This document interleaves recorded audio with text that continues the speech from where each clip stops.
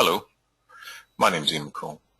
Today we're going to have a look at vitiligo as part of the series of practical dermatology. Let's have a little look here at a couple of images. So, you think your patient may have vitiligo. What's making you think that? Well, first of all, what is vitiligo? It's a disorder in which there are both cells, or it's an immune disorder, in which both cells and antibodies will attack the melanocytes, or the pigment cells in the skin. And they knock these melanocytes right out. They kill them.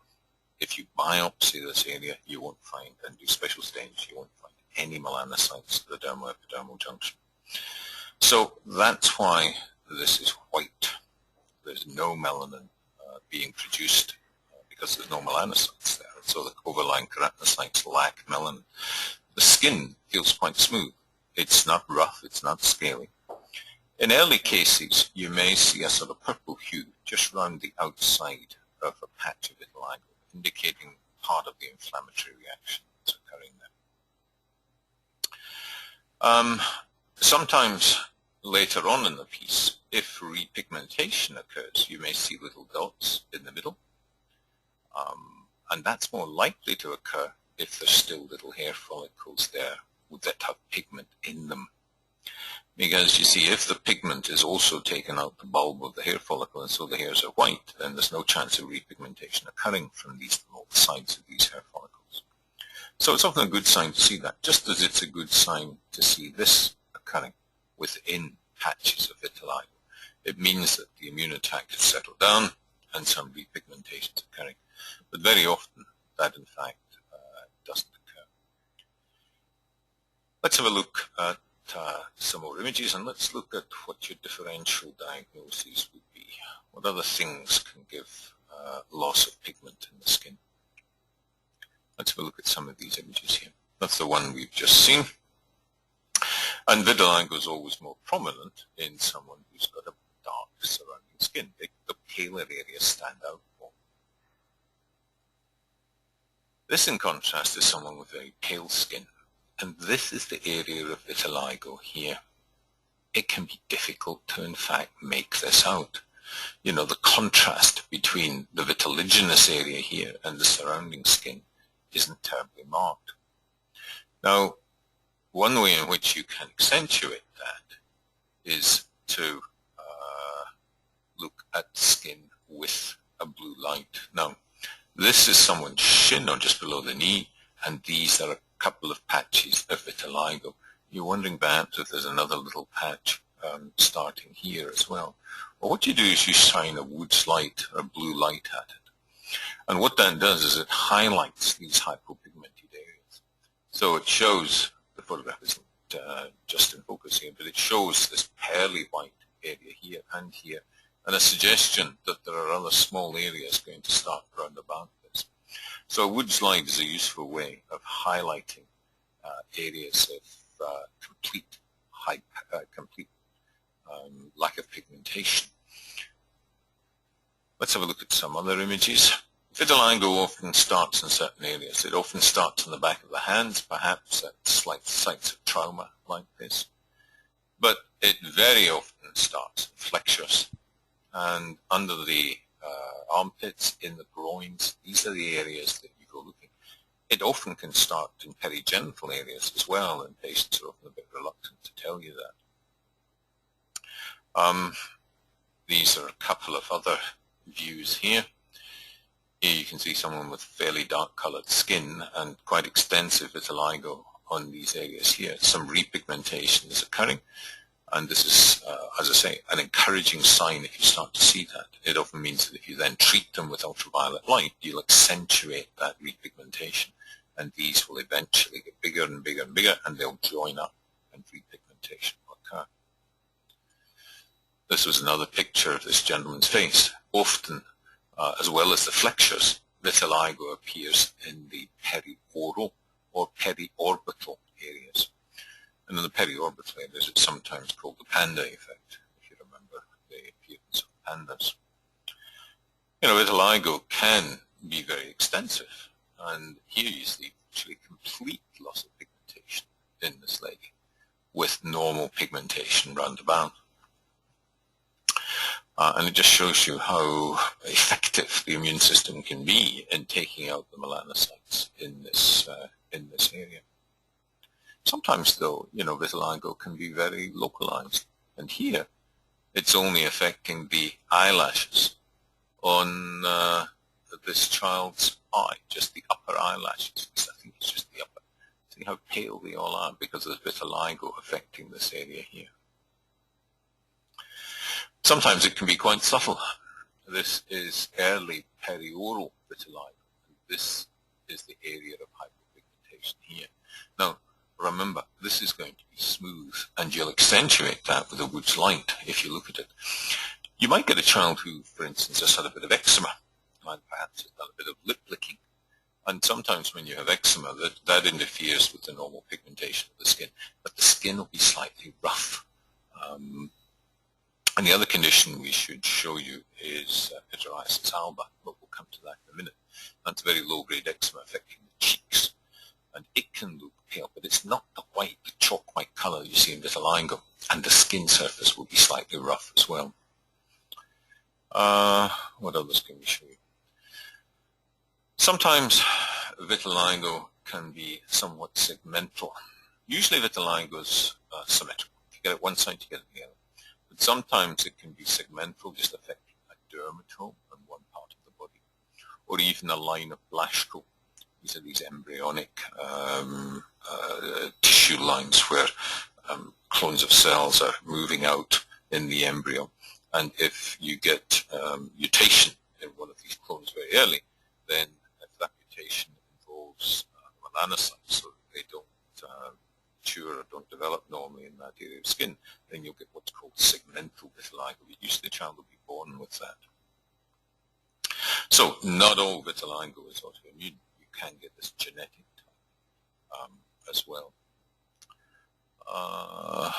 Yeah, here's a little example of mosaicism. Look how the vitiligo is primarily midline. It reaches the midline here, and how accentuated it is on this half of the body. Mosaicism has occurred as a genetic alteration in the cells in that half of the body to give that sort of pattern. We have a few other little slides that we'll show you here. There's early vitiligo occurring at the forehead margin. The hairs here, though, still normal color. In other words, they haven't gone white. That's usually a good sign, because it means that there's pigment at the base of these follicles that can come up the side of the follicle and out and repopulate the surrounding skin. If, though, the vitiligo does go into the hairline, then it'll cause a thing called polyiosis, where you get a white area of hair coming up as well. That can be acquired, but it can also be genetic. There's a syndrome called, well, let's see, we've got a picture here of that sort of polyiosis type effect. Here, where the hair has lost its pigment. It doesn't look terribly hyperpigmented, does it? But the hair's lost its pigment here.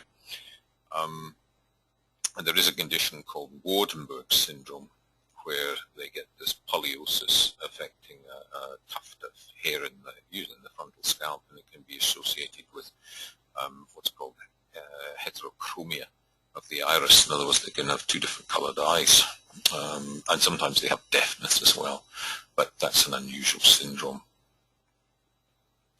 So these are just some pictures of vitiligo. Let's have a little look at our diploma website and some of the information we've got in it on the topic. There are some other conditions that can be mistaken for vitiligo. Remember, we've said that vitiligo has complete loss of pigment and the skin feels quite smooth. Well, there are these lesions that here in Australia you'll see quite regularly on the extensor surface of the arms and the legs. And you've got these patches of little bits of hypopigmentation in amongst the hyperpigmented areas. And this is called idiopathic guttate hypomelanosis.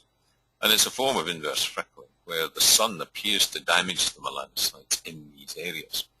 And you know how in ordinary freckling, usually the sun stimulates the melanocytes and they keep producing melanin, so you get excess melanin going into the keratinocytes and you get the freckles in the skin. Well, here, the melanocytes have been knocked off by the ultraviolet. So here in Australia, watch this one. They can be smooth, and it's not unusual to have this mistaken for vitiligo, but it's in the context in which you see this, and they're often very small lesions like this, that we know this is idiopathic gutted hypomelanosis, and it's very difficult to get repigmentation in this condition. The other one that you'll see in Australia is this condition here. Now, this is pityriasis versicolor. This is a little yeast infection of the skin. Now, note how that's hypopigmented. It's not completely depigmented. And the other thing is, if you take your fingernail and start scraping this, you'll get some scale coming up here as well. And if you actually take some of these scrapings, with a 15 blade and a little black card and send it down the path, and they have a look at it under a microscope, they'll see little fungal hyphae and spores, the spaghetti and meatballs picture of pityriasis versicolor. The yeast fungus in the surface of the skin here produces something that interferes with the normal production of melanin with melanocytes. And so these areas come up pale when they go out in the sun, whereas the rest of the skin tans up normally. But as I say, this will have a little bit of scale associated with it, and it's not as white as you would see with true vitiligo. And that's what makes it this yeast infection. This will respond to pepperofoaming solution applied nightly for 3 nights, or some ketoconazole 200 milligrams daily for 10 days, and then weekly for 10 weeks. But this is part of the normal body flora, so people who sweat a lot and in warmer parts of the world and who have a dark skin tend to get this condition. If you've got a white skin, by the way, and you're not getting a lot of sun exposure, these will look slightly pink, but they'll still be scaly. So that's the differential, pityriasis versicolor. There are a couple of others. We mentioned pityriasis alba. I'll come to that. I don't actually have a picture of that. That's just an example of the flexural area of vitiligo occurring in the genital area. This is a bit of repigmentation. Let me just have a quick look at this. Yeah. We're calling this a nevus depigmentosis. Now, this is just an area of skin that's depigmented like this, but it's present from birth. It was there at birth. And this is just a little area that's been lacking in melanocytes. And we call this a nevus depigmentosis. There's another condition called nevus anemicus, where usually they've got pale skin and then they've got this paler area. But it's that way because the vascular system has an excess androgenetic effect and the vessels are all clamped down. And it's a reduction in blood flow that gives rise to the paler area of nevus anemicus. And if you want to show that, just take your hand and press the skin round about the lesion. And then you'll find that as you knock the blood vessels out the surrounding skin, the whole lot just merges together, indicating it's a nevus anemicus and not a nevus depigmentosis. This was just a bit about histology in vitiligo, where the special stains here show up melanin in normal skin, but there's no melanocytes showing up here at the basal epidermis in vitiligo. I don't think there was anything else we wanted to show you. That's a condition of albinism.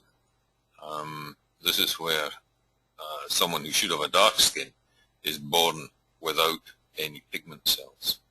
No, I tell a lie. In albinism, they actually do have melanocytes, but the melanocytes aren't producing melanin. There are still melanocytes there.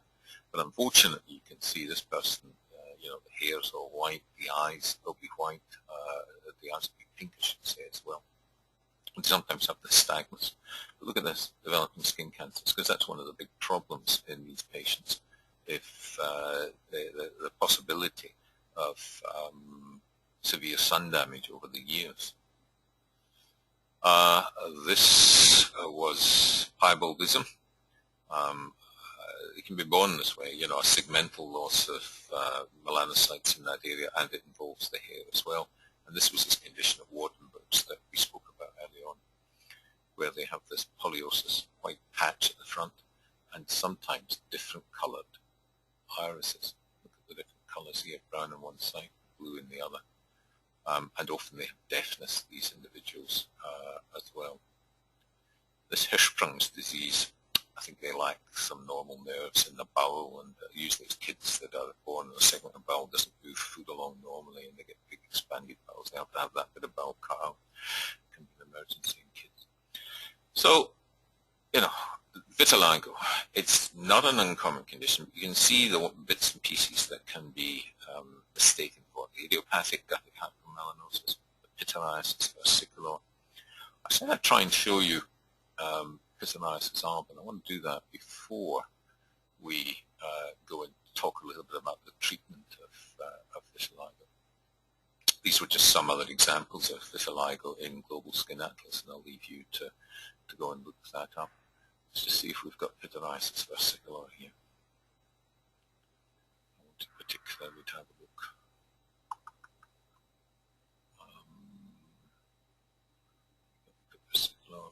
Sorry, I wanted pityriasis alba. Here we go. Let's see. Okay, this might be a good example of it. It's one from Shabazz. Yeah. Okay. This area here, let's make that full size.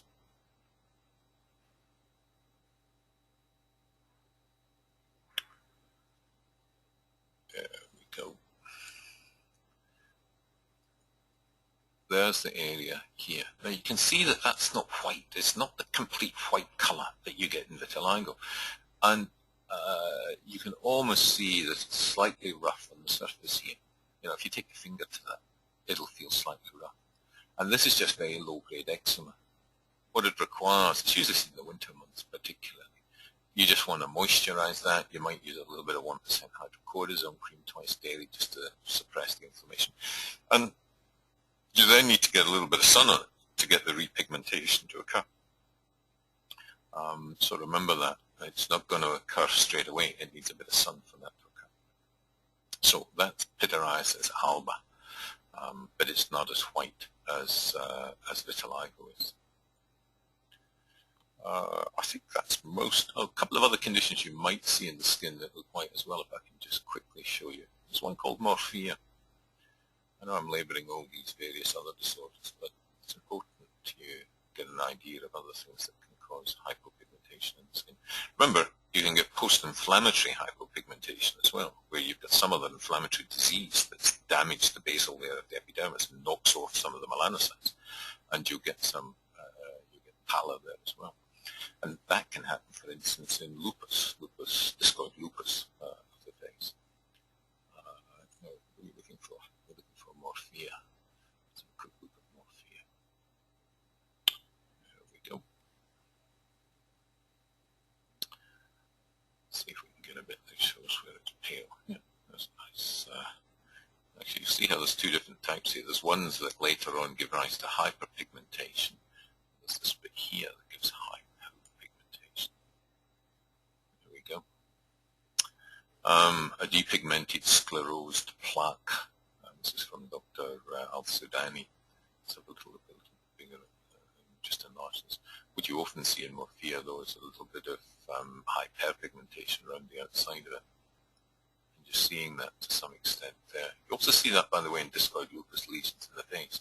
The scarring of discoid lupus gives rise to white central area, but they've got the bit of irritation at the outside doesn't knock off the melanocytes, it just stimulates them a bit, so you get this bit of hyperpigmentation around the outside. If you want to feel that in morphea, that's all firm because of its sclerosis under the skin. It's a lot of collagen under the skin that gives rise to that. You might look at that and think that that's vitiligo, but when you feel that skin, see, in vitiligo the skin will feel normal. It's just loss of pigment, whereas morphea here, if you feel this will feel thick and hard because of all the collagen that's laid down under the skin in morphea. Okay, now let's go back to treatment. Let's go back to our case here, for instance. How are you going to try and manage vitiligo? In very early stages, because it's, well, sorry, let me backtrack a bit. Are there any other special tests or investigations you want to do in vitiligo? The short answer is usually no. In the history, though, inquire if there's a family history of other autoimmune diseases, because there often is.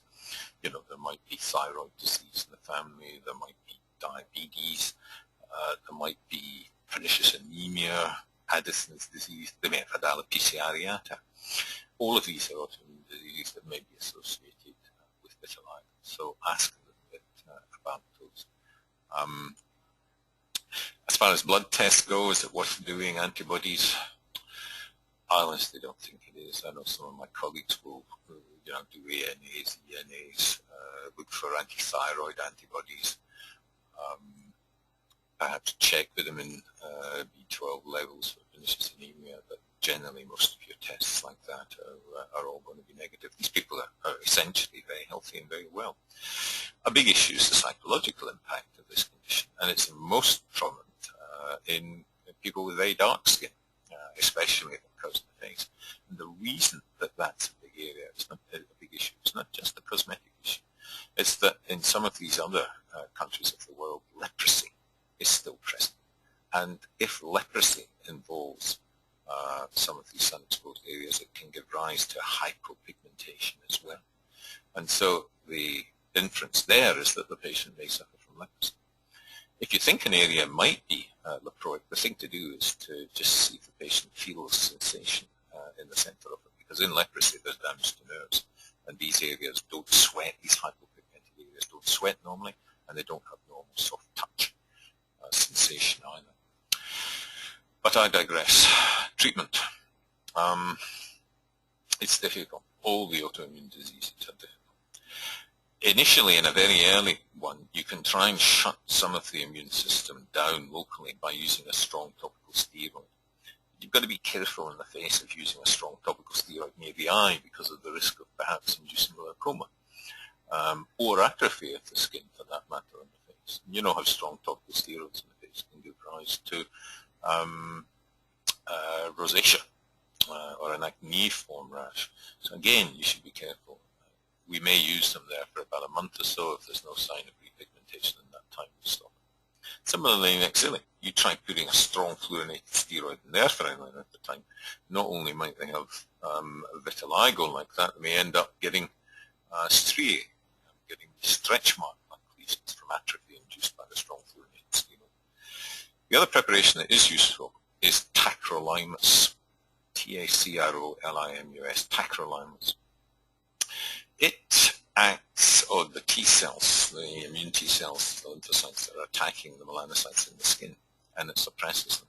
So it's not a steroid, doesn't cause atrophy, and it can be quite useful. Around the eyes, though, it can cause, and on the eyelids, can cause a bit of irritation when you apply it, and it's usually the 0.1% tacrolimus that's used. It's called Protopic overseas, but we don't have it here in Australia. It has to be made up by the chemist. It's quite expensive. The big therapy that does work in vitiligo is narrowband UVB therapy. And narrowband UVB is 310, 311 nanometer wavelength UVB light that appears to be the most effective in stimulating melanocytes to produce melanin. Now, if there's still melanocytes in the hair follicles, then you'll get this dot-like repigmentation occurring. Otherwise, the melanin has to come in, the melanocytes have to come in from the outside to repigment these areas. Some areas of the body do better with UV light than others, but aggressive narrowband UVB therapy is probably the best way of treating this condition. But that means 2 or 3 treatments a week, sometimes for 3 to 4 months or longer.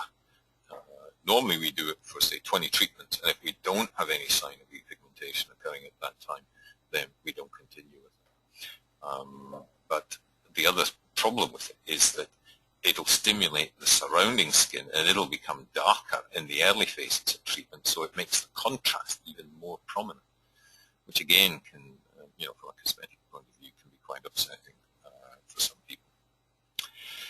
If you've just got a very localized bit of vitiligo, let's just flick up this one, although it's not the best example, and it's very stable and there's no other vitiligo elsewhere, then you can use transplants of skin. You can raise blisters from normal pigmented areas and raise them here as well, de-roof them here, and take the blistered roof from another area and place it in here, and you can get repigmentation occurring. But that's only useful for very stable vitiligo. The other thing you can do is here, where this patient had an area of vitiligo here, you can see obviously in the neck, but he's had some little punch grafts put into these areas, little punches, 3mm punches, and repigmentation is occurring from the punches out into the surrounding skin. So you can use some little punch grafts into these and then get that repigmentation slowly occurring. But the vitiligo has to be stable before it's worthwhile doing that sort of punch grafting.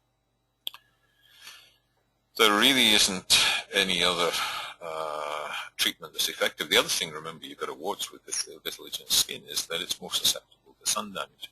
There is a little bit of thickening of the keratin layer that occurs with sun exposure that gives some protection. But over the years, if you're not protecting those vitiliginous areas, then because it lacks the normal melanin, you're at increased risk of getting solar keratoses and getting other areas of sun cancer in the vitiliginous skin. And I think that's about it. It is not an easy disorder. Remember these other variants that we spoke about of hypopigmentation earlier on. I'll go back to it again. Pityriasis versicolor, because that's the one I see most commonly, the yeast infection that's mistaken for the vitiligo, and idiopathic gutty hypomelanosis. And I still have children sent in with pityriasis alba, that little bit of low-grade eczema on the face, as query vitiligo. Remember in vitiligo, it's smooth, there's no surface scale, there's a complete loss of pigment, and it's an autoimmune disease. Well, I think if you've looked at your patient properly, examined other areas where vitiligo normally occurs, noted that the skin's smooth, excluded these other conditions when you've been doing your examination, then it's very likely the patient does have vitiligo. If you want to do a biopsy here, ask them for melanin stains. They won't find any melanocytes in vitiliginous skin. Treatment is difficult.